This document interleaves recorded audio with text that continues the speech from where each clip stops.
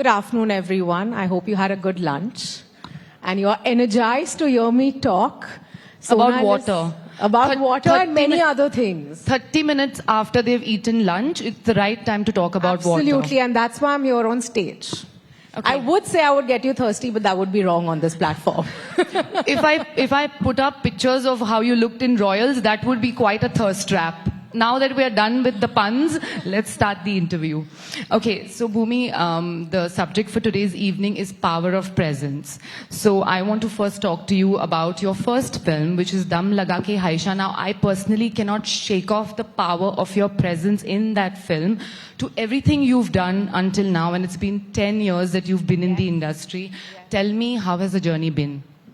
Well, Sona Liv and I can't shake off the presence that Dum Laga Ke Haisha till date has, and I think that's the power of a movie that can create impact in its truest form. The last 10 years, I started as a gawky teenager in Yash Raj films. I had huge dreams, aspirations. I wanted to be a heroine in the Hindi film industry, and I have done that. When I started off, I was somebody who was seeking recognition, opportunities, acceptance.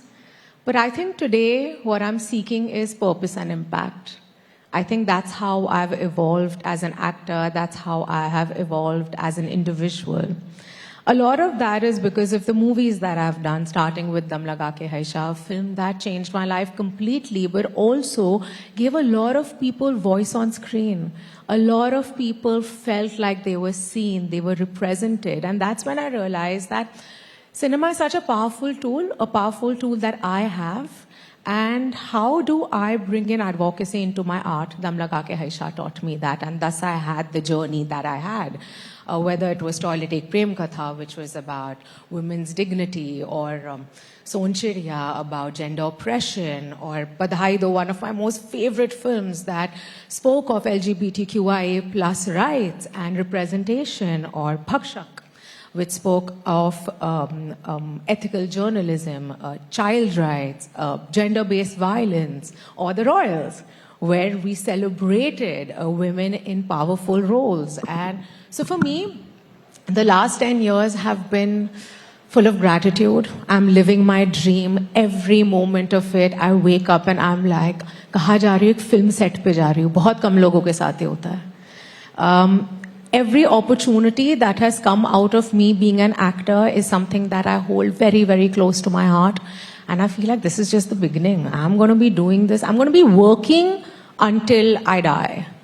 Okay, so you mentioned something very interesting. You said that you always wanted to be a heroine, right? Oh, absolutely. In your first film, your opportunity was such that you were not a conventional heroine. You kind of changed that for a lot of people who came after you.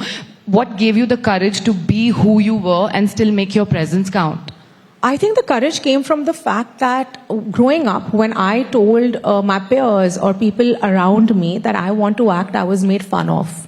Because I did not fit into a mold that was created. Do you feel like you still fit into the mold that is created? I actually don't know. Yeah.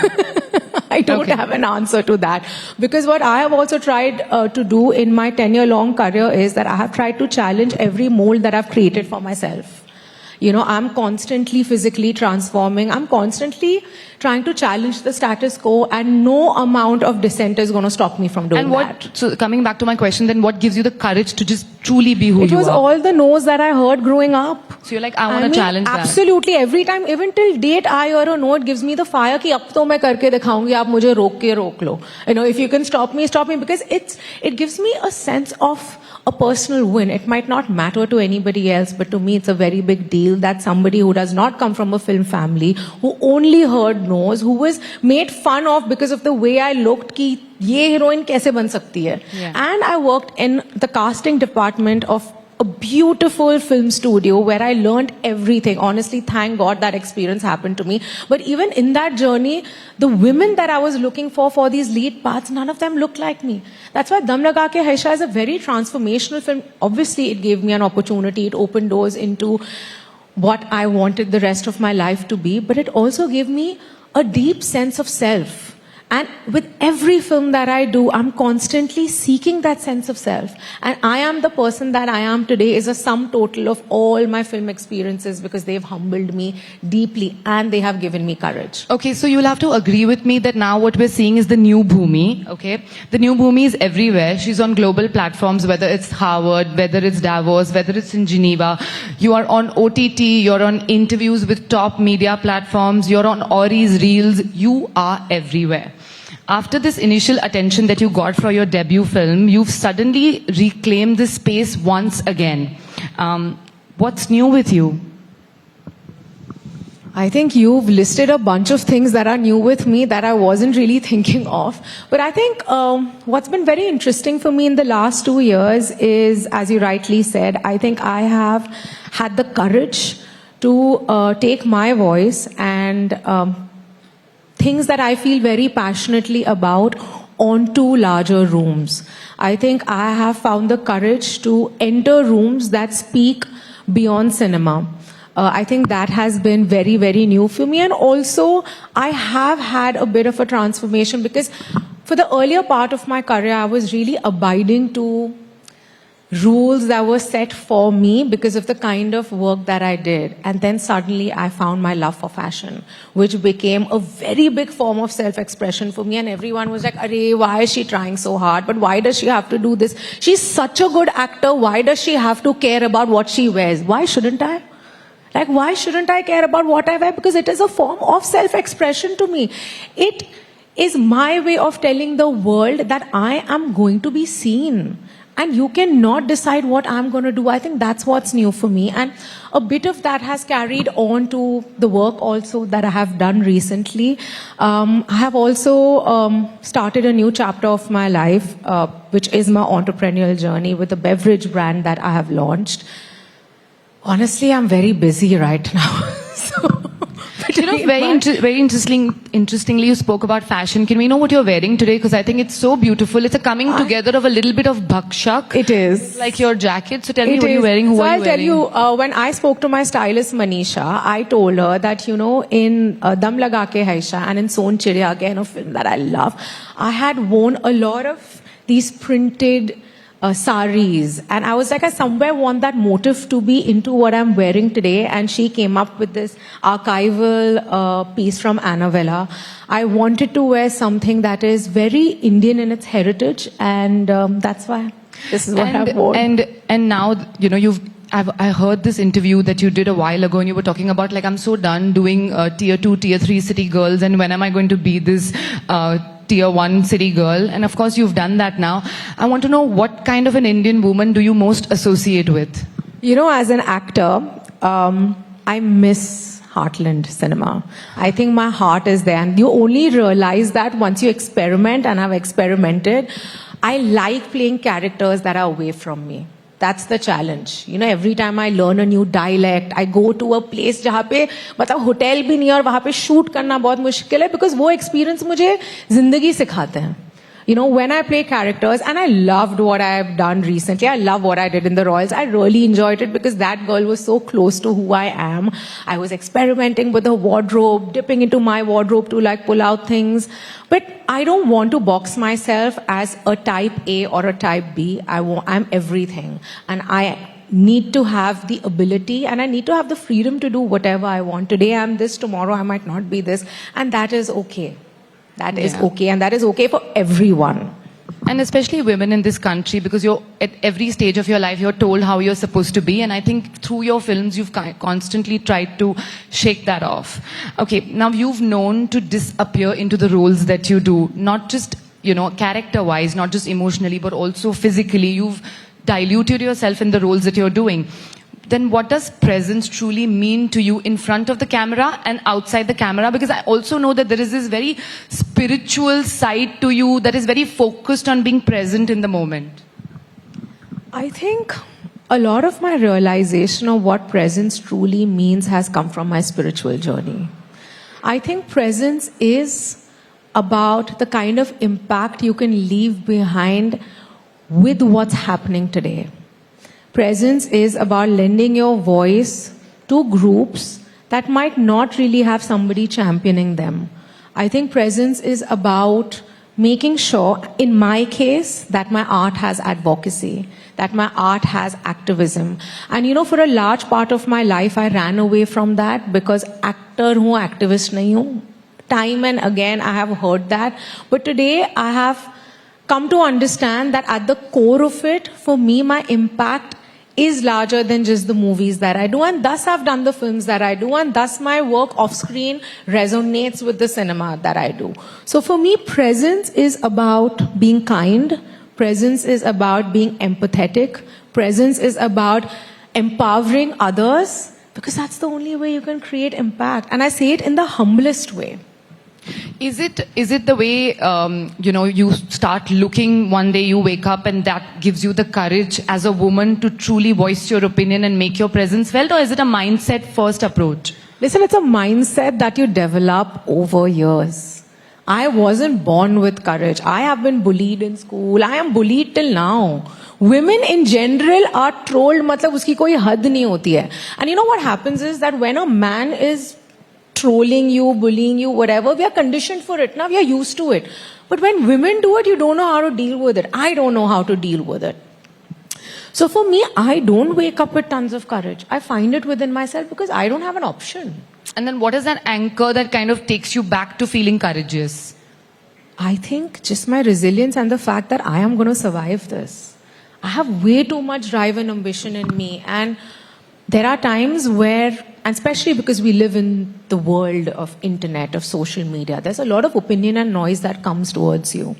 I have seen highs and lows in life, and my lows have taught me the most.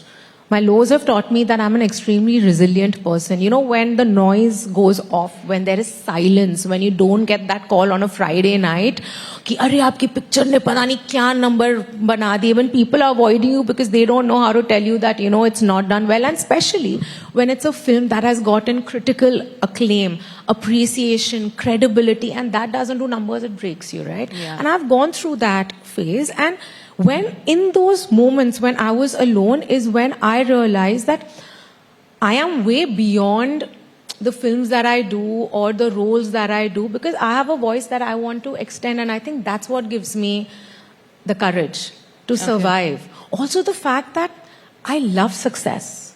So I am not going to go into a dark room and think that my life is over, because I don't have a machinery that will hold my hand and take me through my lows. I have to pick myself up because I have an ecosystem that I'm supporting. There's nobody putting bread and butter on my plate. मुझे अपनी रोटी कमानी है. जो लोग मेरे आसपास हैं, जिनको मैं साथ लेके चलती हूँ, मुझे I need to make sure that even they are safe. So for me, I'm going to hustle through life, and that is my courage. रोटी सिर्फ रोटी नहीं कमानी है, gluten free रोटी कमानी है. It takes a lot more. Okay, the format of entertainment is changing. Content is getting more fast. Content is getting shorter. We're seeing you make so many reels with your sister.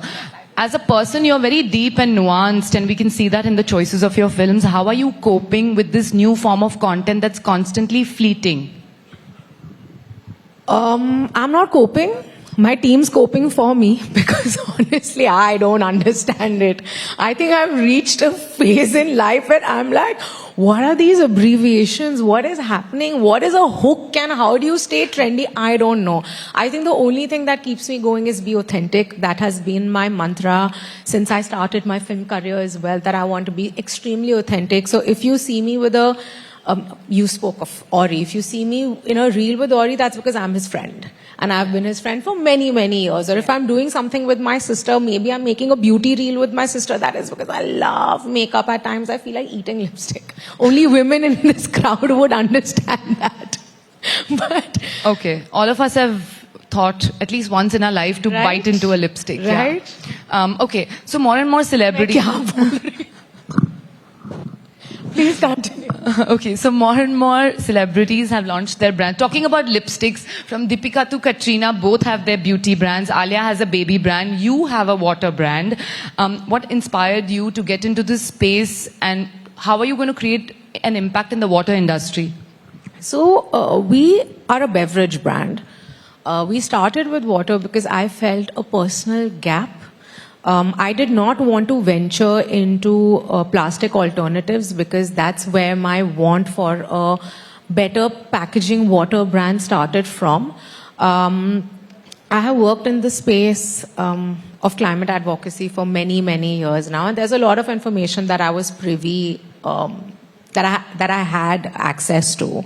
The reason we started with water was because we just wanted cleaner hydration. And honestly, our dream with this brand is that we can enter homes and we can create larger impact with everything that we are developing in Backbay as well, with our future SKUs, with alternate packaging options that we are working with our partners. I really, really hope that if I think of an ultimate vision for Backbay, I really hope that we can create an impact in a way that we truly beat plastic pollution. We don't have the perfect solution yet, but the way technology is moving fast, the way things are being developed, the way there's alternate packaging being developed, I really want to create that impact and be one of the first brands that comes up like with a really, really solid solution.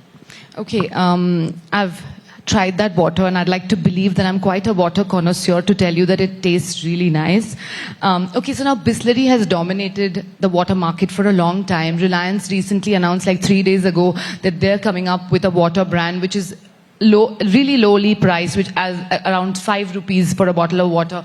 How do you justify the pricing of your water, which is around 200 rupees? So, you know, the brands that you spoke of also have, they are also servicing my category.